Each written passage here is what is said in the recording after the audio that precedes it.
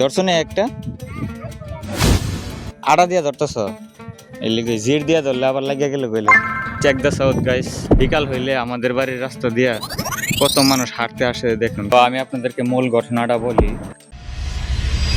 Hey guys, welcome to my new blog. আর আজকের ব্লগটা স্টার্ট করতেছি বাড়ি থেকে। আর বর্তমানে পরিবেশ হচ্ছে এরকম। আর এখন এই যে কাগজপত্র নিয়ে ইউনিয়ন অফিসের দিকে রওনা দিয়া দিছি।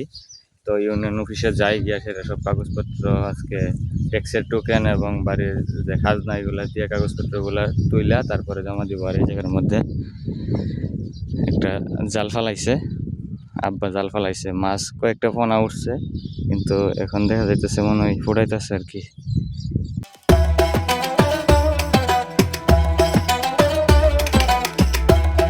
এখন আছি আমাদের মিজান মার্কেটের সামনে আমি, আর এই হচ্ছে মার্কেট আমার পিছনে। আমি বাড়ির দিকে চলে যাইতেছি আর হাতে হচ্ছে ব্যাগ।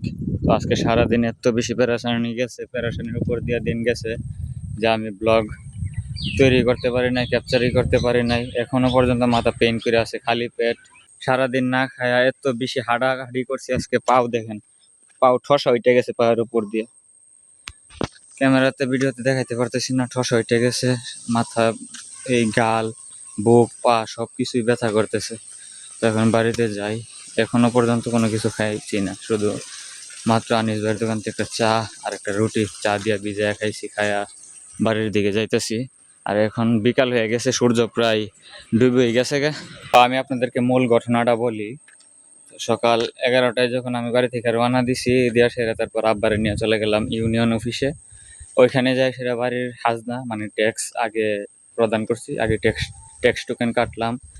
তারপরে ওই এনআইডি যে এই জায়গা থেকে ওই জায়গায় পরিবর্তন করব ঠিকানা, ওই হস্তান্তর যে সনদপত্র আছে, আবেদনপত্র, ওইটা নিলাম। ওইটার জন্য বলতেছে 100 টাকা দেওয়ার জন্য, শুধু একটা কাগজের মূল্য বলতেছে। কাগজের মূল্য দিবেন না? বললাম কাগজের কিসের মূল্য? 100 টাকা। তারপরে ওইখান থেকে আবার আসলাম মেম্বারের বাড়িতে, মেম্বারের সিগনেচার নেওয়ার জন্য।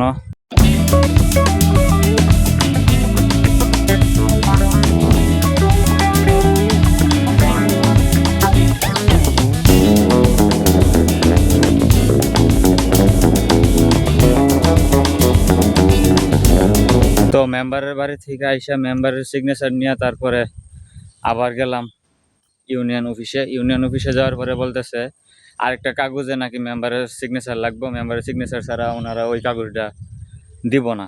তারপরে কি আর করার, কপাল খারাপ, পকেটে টাকা নাই। তারপরে আসলাম আবার বাড়িতে। তো বাড়িতে আসছি ওই রাস্তা দিয়ে, বন্ধের মাঝখান দিয়ে যে রাস্তাটা আমাদের গুরুস্থানের দিকে গেছে, ওই রাস্তাটা দিয়ে আসলাম। আসার পরে বাড়ি থেকে টাকা নিয়ে আবার গেলাম এই দুপুরে। ওই সময় বাজে দুপুর 1:40। তারপরে ওই এই টাকা নিয়ে ইউনিয়ন অফিসে গিয়ে ওই কাগজটা নিলাম, নিয়ে আসে মেম্বারের বাড়িতে আবার আইসা সিগনেচার নিলাম মেম্বারের, নিয়ে আসে আবার ইউনিয়ন অফিসে গিয়ে দেখি চেয়ারম্যান নাই। তো চেয়ারম্যানের জন্য আবার গেলাম ফিরবাড়ি সি অফিস।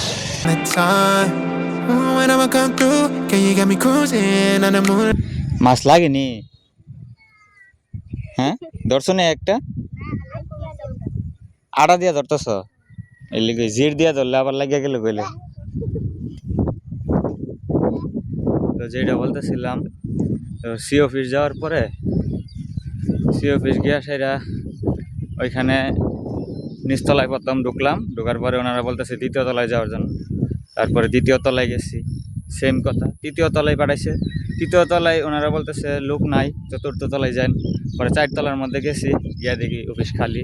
একজন আছে, উনি বলতেছে ফোন নাম্বার আছে, আপনি যোগাযোগ করেন। তারপর ফোন নাম্বার এমনি এমনি দিছে না, অনেকক্ষণ দাঁড়ায় ছিলাম। ওনারকে রিকোয়েস্ট করে বলতেছিলাম যে আমার একটু তাড়াহুড়া, ইমার্জেন্সি। তো উনি পরে ফোন নাম্বার দিছে। তো ফোনে যোগাযোগ করার পরে উনি বলতেছে, চেয়ারম্যানের নাম্বার দিছে যে লোক বর্তমানে আছে।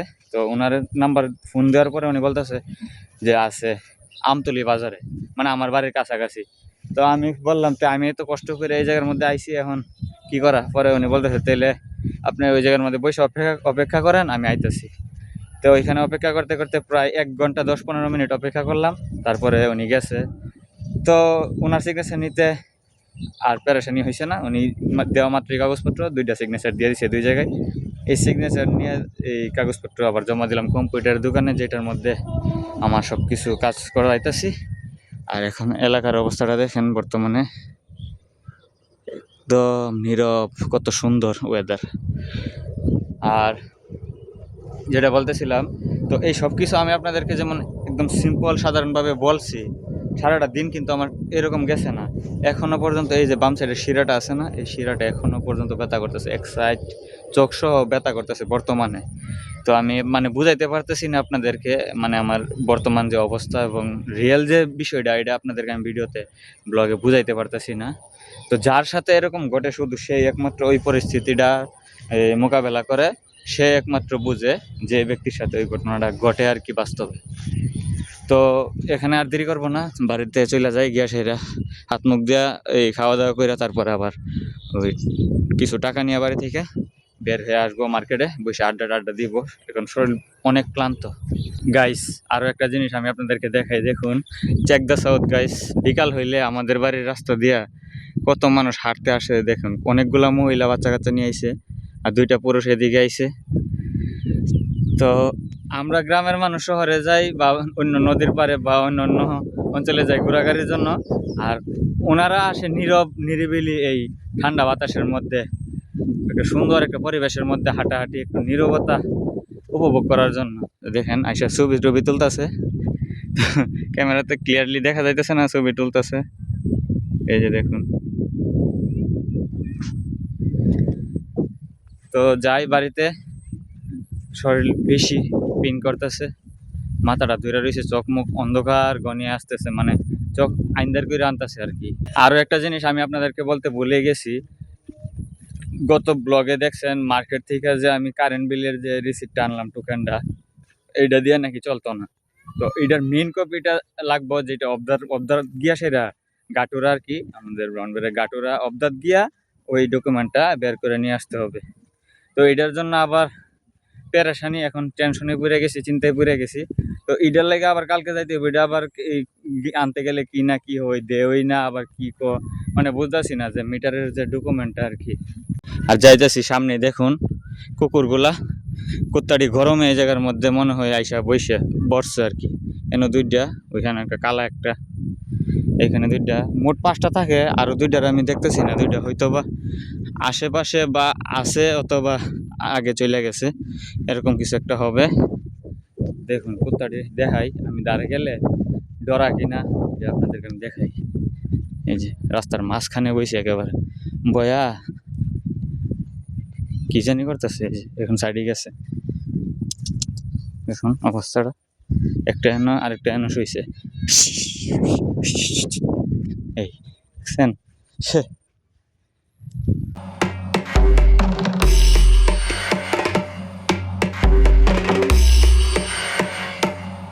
আর সকালে যে সময় আমি বাড়ি থেকে গেছি, এই সময় এই জায়গার মধ্যে পোলাপানতে এই জায়গাটা হেঁচছে, দেখুন অবস্থাটা দেখছেন, কত দূর জায়গা হেঁচছে। মাছ মনে ভালো মাছই পাইছে হয়তো বা, একেবারে সাইকেল আইছে জায়গাটা, এই জায়গাটা হেঁচছে আর কি। তো আমি ওই সময় ব্লগে দেখাইতে পারি না আপনাদেরকে, তো এখন দেখাই দিলাম। এখন তো দেখানোর মতো কোনো কিছু নাই, তারপরে দেখাই দিলাম এই অবস্থাটা জায়গার। এখন বাড়িতে চলে আসলাম, আর কবুতরগুলা দেখেন চালের উপরে সবগুলো একসাথে বইছে। আর বাড়ির বর্তমান পরিবেশ এরকম, আর পিছনে হাঁসের খামারটাও খালি।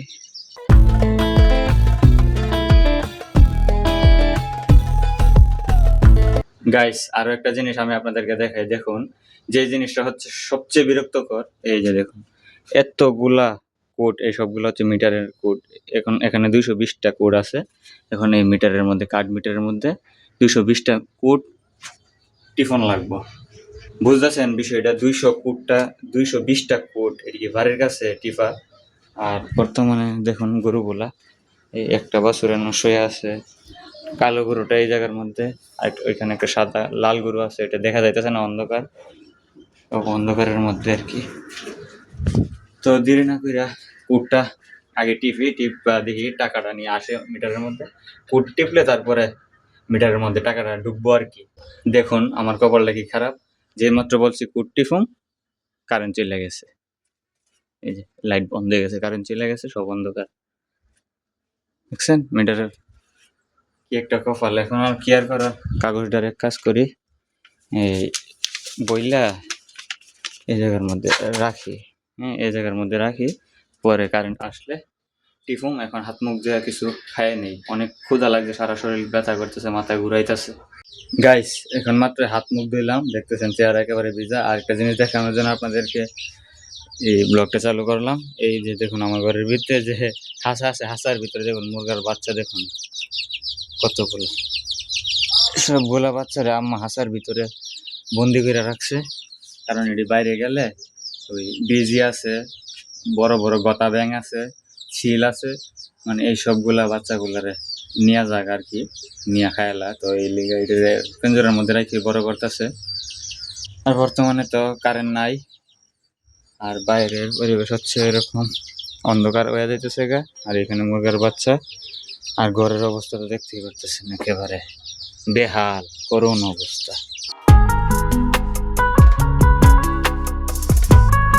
তো গাইস চলেন আজকে আমি আমাদের বাড়ির হাঁসের খামারটার ট্যুর আপনাদেরকে দেখাই দেই।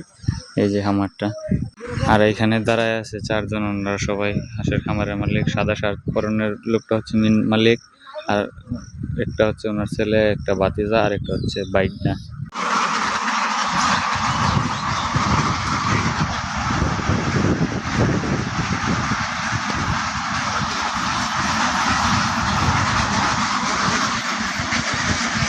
তো রাষ্ট্রি কই? হ্যাঁ, তো রাষ্ট্রি নিয়ে আসে এক কাজ কর, ওই হেরার সব আশের ভিতরে থুয়ে দে খেলিগা। আর এই হেরার আশের হাউন হায় তো রাষ্ট্রি বড় হয়ে যাবো গা, এটির লগে নিয়ে থুয়ে দে। হ্যাঁ ভালো না, এটির লগে একসাথে বড় হয়ে যাবো গা। ফাইনালি গাইস এখন বাড়ি থেকে বের হয়ে যাইতাছি। আর দেখুন হাতে একটা আম নিয়ে নিছি, চাঁদও সামনে দেখা যাইতেছে, একেবারে অন্ধকার হয়ে যাইতেছে গা। তো যাইতেছি। আর মেন রিজন হচ্ছে আরেকটা জিনিস, জুতাটি চেঞ্জ করে নিছি, কারণ পাও ঠো আইটে গেছে গা।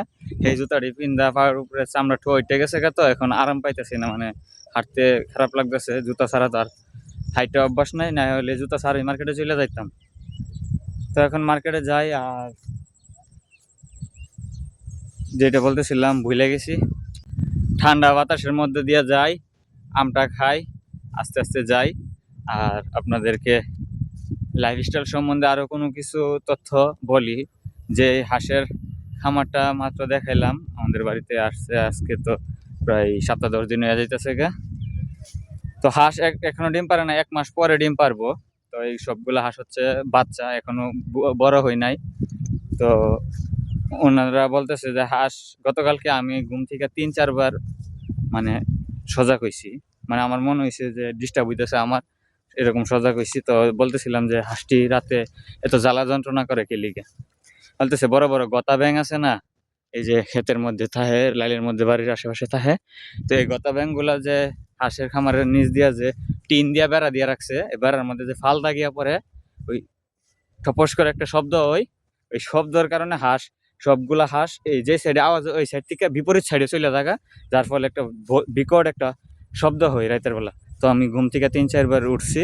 তো এটি আমি ওনাদের সাথে বিস্তারিত বললাম আর কি। তো ওনারা বলতেছে বাচ্চা হাঁস তো আবার ডিম পারলে নাকি ঠিক হয়ে যাবে। তো ডিম পারতে পারতে তো আরো 15-20 দিন, তারপরে ঠিক হইব।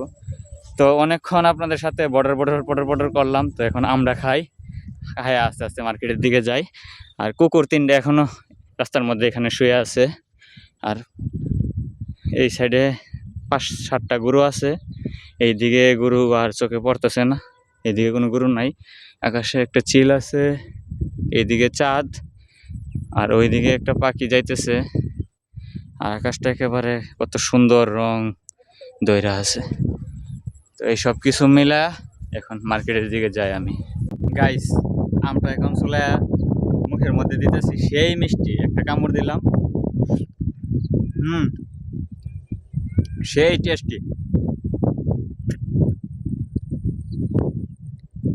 আর এই জায়গার মধ্যে যে দেখতেছেন জায়গাটা, এখানে অনেকগুলা মাছ আছে, ফুটফুটাইতেছে আমি দেখলাম।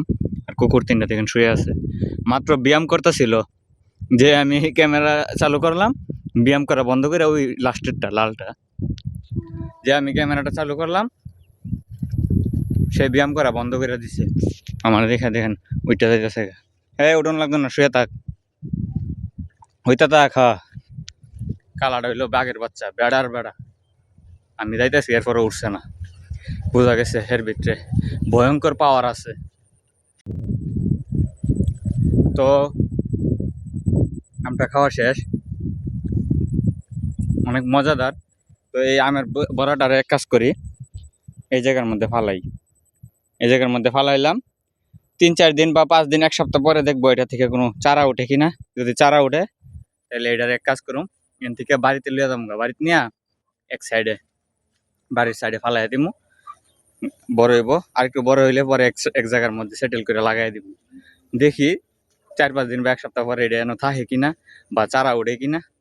মনে হয় না এটা এনে থাকবো, কারণ এদিক দিয়ে পোলাপান যাত, একটা আরেকটা ইডাল ইডাল ইডাল ইডাল মারবো আর কি, ইডা ইডি করে মাছ ধরতে আয়া।